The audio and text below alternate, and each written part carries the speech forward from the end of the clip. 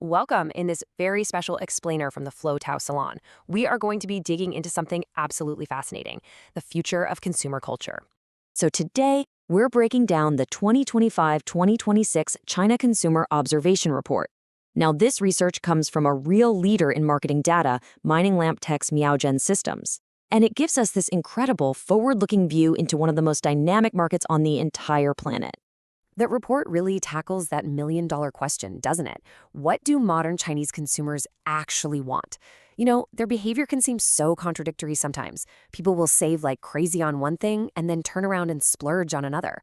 Well, this report promises to unravel that exact puzzle. To get us there, we've laid out a clear roadmap. First, we'll decode the consumer mindset. Then, we'll explore this core quest for meaning they're on. After that, we'll look at 10 new trends, diagnose the risks and opportunities for brands, and finally, we'll boil it all down to 3 essential findings. Sound good? Let's dive in. Okay, let's get right to the heart of the report's main argument. We are witnessing a massive, fundamental shift in the consumer mindset. It's really not just about buying things anymore. It's about something deeper, a very personal quest for meaning. And here it is. This is the absolute key to understanding everything else. The report's central idea is that consumers are moving on from what's called emotional consumption to meaning creation. So think about it. It's a shift away from buying something for a quick temporary emotional hit toward purchases and experiences that help build a lasting sense of who you are. Now, what's so cool is how the report actually maps out this evolution. It's a 3-stage journey. You start in the cocoon stage, where what you buy is basically an emotional outlet. Then you move to the growth stage, where people use brands and products to kind of anchor their lives. And finally, you get to the bloom stage, where consumption becomes an anchor for your deepest values. It's a path from release to stability and all the way to self-expression. So that's the big idea. But you might be thinking, where's the proof in the pudding, right? Well, in this next part, we're going to look at a couple of examples from the 10 key trends the report found. And these give us some really solid evidence for the shift. Let's kick things off with a really powerful example from that first cocoon stage, the rise of what they call spiritual trides. This is all about finding your people, in fan communities. That feeling of belonging, that shared passion, it becomes a huge driver for what you buy, what you listen to, and what events you go to. It's a classic emotional outlet. And this number just shows you the incredible scale we're talking about. Over 8.1 billion social media interactions related to concerts and music festivals. And get this, that's a 42% jump from just the year before. This isn't just about enjoying music. It's a massive, collective search for that feeling of community and emotional release. All right, now let's jump all the way to the other end of this journey, that bloom stage, where your values are front and center. The trend here is called the Oriental narrative. This is all about a growing confidence and pride in Chinese culture and design, not just at home, but on the world stage.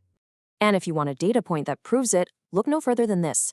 The buzz around the Chinese collectible toy IP, Labubu, it just exploded overseas.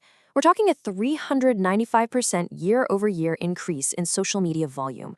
So you see, this isn't just a toy selling well, it's a piece of Chinese creativity capturing a global audience.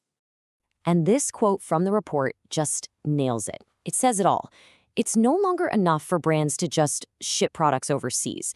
The real opportunity, the new standard, is to export culture. That's how brands can help consumers express their deepest values. So, understanding this new landscape is one thing, but actually navigating it, that's a whole other ballgame. This shift creates a completely new set of rules for businesses, with some pretty big risks, but also some absolutely incredible opportunities. This slide just lays it out so clearly. On the one hand, the risk is that consumer needs are now super fragmented and emotionally driven.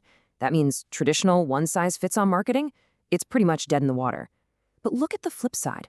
That fragmentation is also a massive opportunity for brands that are quick on their feet.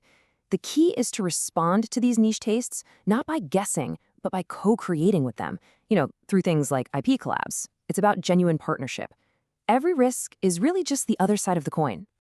Okay, we have covered a lot of ground here, from the big picture theory to some very specific data.